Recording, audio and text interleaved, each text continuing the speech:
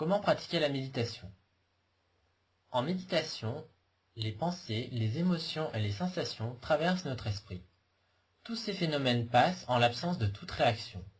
Si un chien aboie, aucune pensée n'est associée à cet événement. Le son passe sans rien provoquer.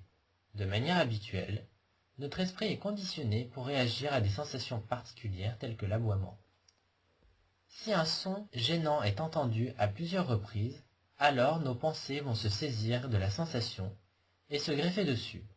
En méditation, nous tournons les talons à cette attitude et nous demeurons dans le non-agir.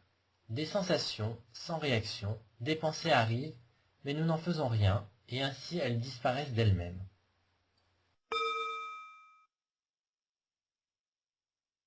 En méditation, il n'y a personne. Ainsi, un cône zen dit « Sur le coussin, personne, sous le coussin, pas de sol ».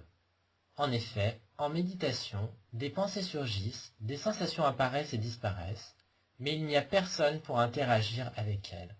Il y a un observateur abstrait. Sous le zafu, pas de sol, signifie qu'il n'y a personne pour saisir quoi que ce soit. Le sol, le ciel ne font qu'un, réunis dans la globalité de l'expérience.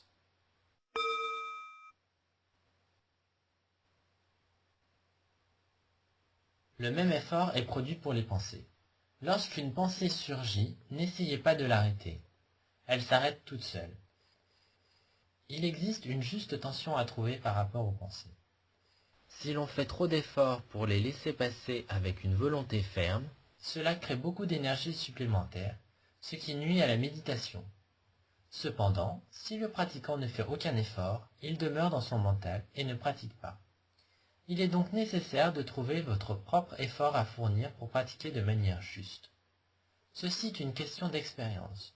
Plus vous pratiquerez, plus vous serez à même de fournir l'effort nécessaire et suffisant pour une bonne méditation, entre le manque d'intervention et la surintervention. Lorsque l'on débute la méditation, beaucoup de pensées surgissent et notre esprit se focalise rapidement sur une sensation. Ainsi, il est nécessaire de fournir un effort soutenu lorsque l'on commence. Avec de l'entraînement, cet effort est de moins en moins nécessaire et beaucoup mieux dosé.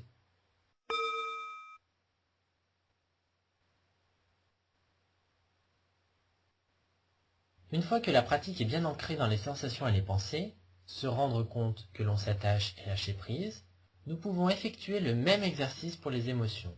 Lorsqu'une émotion se produira dans votre vie et que vous aurez une pratique avancée de la méditation, vous pourrez être présent à cette émotion, la vivre de manière entière tout en restant dans l'ici et maintenant.